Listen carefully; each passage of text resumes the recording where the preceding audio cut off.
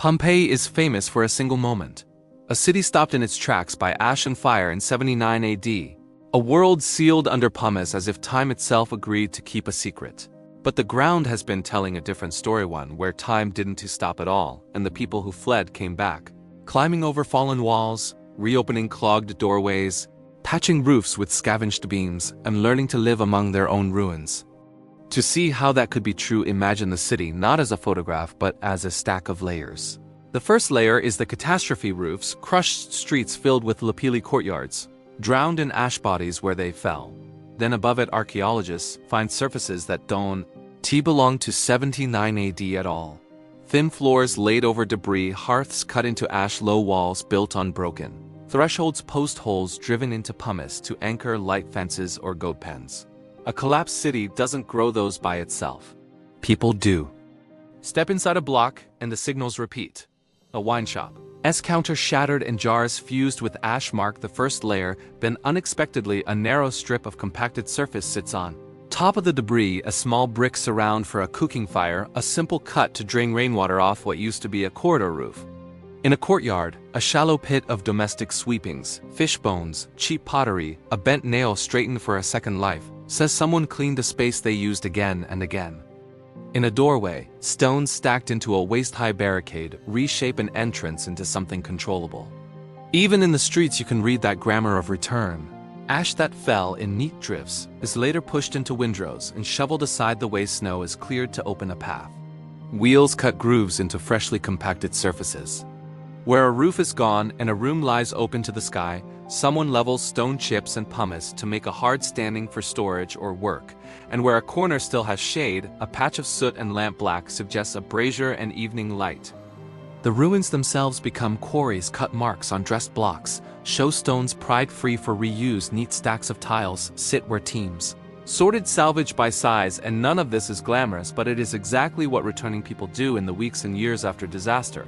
Clear salvage, divide space, and invent routines that fit a broken city. Follow the small clues and those routines flesh out.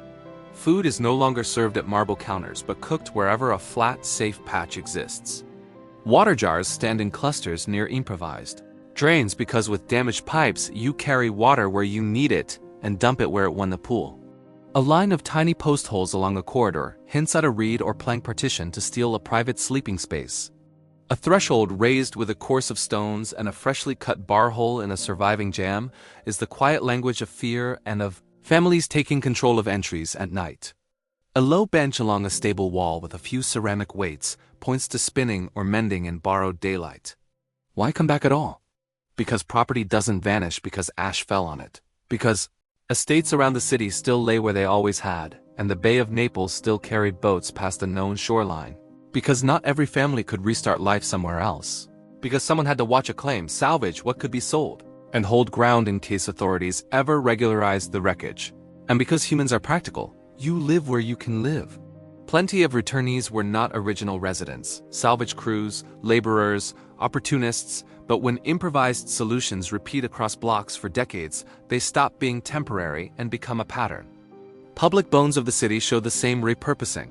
Temple steps used as platforms for sorting tiles, porticos turned into dry places to stack wood, baths if any water reached them serving as crucial points for collection rather than leisure. Where the old civic order could not function, new use grew room by room, block by block. In one area, a room becomes a workshop repairing metal slag and miscast droplets mixing with ash, while elsewhere a storage bay for amphorae, scavenged from collapsed lofts, takes shape. Domestic animals leave clear signatures, goat pellets in corners. Light post and rail pens, gnaw marks on scraps, and the longer reoccupation lasts, the more improvisations harden into habit. A rough floor gets relaid and flattened. A flimsy door gets better hinges. The heap where broken tiles are sorted becomes a permanent yard of building materials, and paths are swept often enough that a compacted crust forms, while trash goes to a regular dump, because to live on top of a city, you must control your own dirt. Coins dropped in yews and pottery fragments carried by hand provide dates that run well past the eruption. When those dates cluster, they stop being outliers and become a timeline. And measured against that line, frozen in time stops making sense. Pompeii is frozen only at the base of the stack. Everything above is movement. Most of what we know about classical cities comes from intact phases of life. Here we watch a society operate inside failure, and that is why the evidence matters. A thin hearth is not a romantic image but heat on a cold night for people with poor walls. A barricaded doorway is not a prop but a family choosing control over entrances and sightlines. A small waiting space at street level is a practical staging point where people gather before work or shelter from foul air and wind-blown grit. As power and supply returned in fits and starts, grain distributions reorganized, merchants tested markets with small stocks, officials appeared and vanished with seals and orders. Life inside the ruins flexed. The grid still mattered because it tells you where you are, but neighborhoods shrank to what you could walk and maintain. Elegant facades did not come back, thresholds and door bars did. Little by little, a second Pompeii took shape, reduced, provisional, stubbornly real. That second city did not look like marble and paint. It looked like habit and nerve. People learned which walls still carried weight and which were piles waiting to slide in the next rain, which alleys channeled water and which trapped it, where it was safe to cook and where a spark could jump to old timber. They built light and low, organized new social rules, who sweeps which stretch of street, who minds his children, who holds the key for the salvage pile, who walks to the shoreline to barter fish for oil. And they left their signatures in tough, cheap things rather than fine ones. Courseware mended with lid clamps, reused nails, amphorae, cut down to scoops, chisels sharpened until they were stubs. If you listen only for mosaics and frescoes, you miss the sound of this city. Its music is feet scuffing compacted ash, wood knocking stone, a small pot set carefully on a better patch so it won't tip. None of this denies the enormity of the disaster or the frozen moments we recognize from casts and murals. Those live at the lowest layer and deserve the silence they impose. But above them, the living kept imposing themselves back on a place that hurt them. They didn't rebuild a Roman postcard, they made a working landscape from what they had. In that sense, Pompeii after the eruption is not unique. It is typical.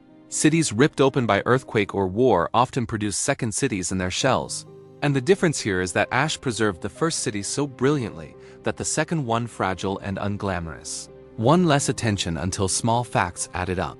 A floor here, a drain there, a coin too late for 79 AD, a surface worn smooth by decades of feet. Put them together, and the story stretches to centuries. That stretch changes the question from what ended to what continued. Trade routes recovered, families adapted, memory hardened into practice, and life inside ruins was not a failure of courage but a strategy. Once you see it, you start recognizing its signatures in other places around the bay and across the empire. Cleanup crews that turn into settlers, salvage that becomes stock, temporary measures that last long enough to teach children how to use them. If you want us to map those post-eruption layers street by street with the clearest evidence, and follow the trail of floors, drains, and dates across the city, subscribe and tell us which block you want decoded next. And the quiet truth to end on is this: Pompeii was never only a tragedy in amber, it was also a place where people did what people always do: count rations, mend a hinge, barter a jar of oil, tuck a child behind a rebuilt door. And in doing so, they made time start again in the very streets where it had once seemed to stop.